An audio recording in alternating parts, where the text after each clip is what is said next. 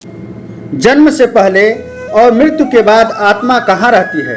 नमस्कार दोस्तों, एक बार फिर से आपके अपने चैनल आदर्श भक्ति धारा में आपका स्वागत है।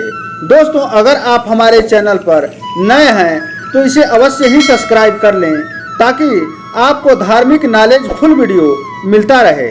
और इस विषय को पूरा समझने के लिए वीडियो को अंत तक जरूर देखें। जैसा कि हम सब जानते हैं कि हमारा शरीर नश्वर है। हम इस धरती पर बार बार जन्म लेते रहते हैं और मृत्यु को प्राप्त होते हैं, लेकिन मरता सिर्फ हमारा शरीर है। आत्मा अमर है, वह नहीं मरती। वह आत्मा एक शरीर छोड़ती है तो कुछ दिन, कुछ महीना, कुछ साल के बाद दूसरा शरीर धारण करती है और यह सिलसिला ऐसे ही चलता रहता है।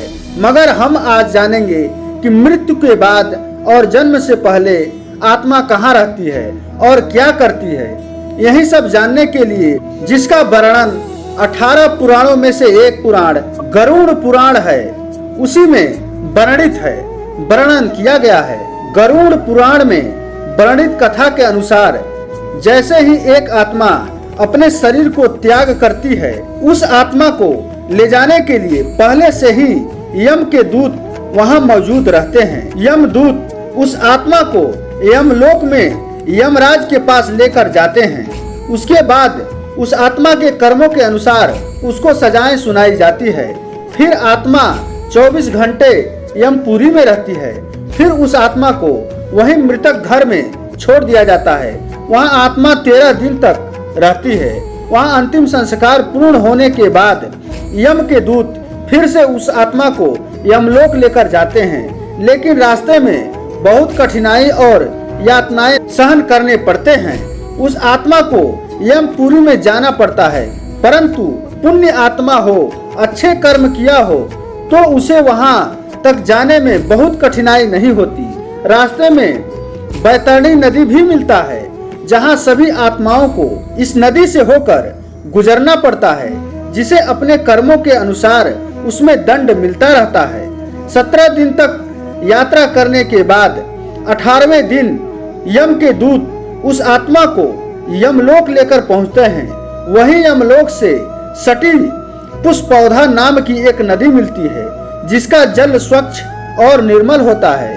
उसमें कमल का पुष्प खिले होते हैं। उस नदी के किनारे एक बट वृक्ष भी मिलता है, जहां पर आत्मा विश्राम करती है और उसके परिजन द्वारा दिए गए पिंडदान उसी बट वृक्ष के पास प्राप्त होते हैं, जिससे उन आत्माओं को थोड़ी शक्ति मिलती है। इसके बाद उन आत्माओं को यमराज के सभा में ले जाया जाता है। वहां एक से बढ़कर एक विद्वान मौजूद रहते हैं। वहां उस आत्मा के कर्मों के अनुसार स्वर्ग या नरक भेज दिया जाता है, जहां वह अपने कर्मों का फल भोग सके। कुछ आत्मा ऐसी होती हैं जो मोक्ष के योग्य होते हैं, जिसे विष्णु लोक में भेज दिया जाता है। वहां आत्मा अपने जन्म मरण के चक्रव्यूह से मुक्त हो जाता है, और जो स्वर्ग लोक में जाता है उसे देवताओं जैसा शरीर मिलता है, अपने कर्मों का फल भोगते हैं। और नरक में जाने वाले आत्माओं को भी एक शरीर मिलता है, जिसे उन्हें अपने कर्मों के अनुसार कष्ट एवं पीड़ाएं मिलती रहती है। जब उन आत्माओं को अपने कर्म के अनुसार फल भोग लेते हैं तो फिर से उन आत्माओं को पृथ्वी लोक में पुनः कोई न कोई जीव के रूप में जन्म मिलता है, जैसे पशु, पक्षी, पेड़ पौधे, जलचर, कीड़े मकोड़े, माने 84 लाख योनियों में भटकना पड़ता है। और जो आत्मा स्वर्ग लोक में निवास करती है, उनको एक एक करके 7 बार मौका मिलता है मोक्ष प्राप्ति के लिए। तो वह आत्मा पृथ्वी लोक पर मनुष्य जन्म पाता है। और जो हमारे पुण्य बचे होते हैं, उसी प्रकार हम इस धरती पर अमीर या गरीब घर में जन्म लेते हैं, क्योंकि हमारे पिछले कर्मों के अनुसार ही हमारा पुण्य या पाप बचा रहता है।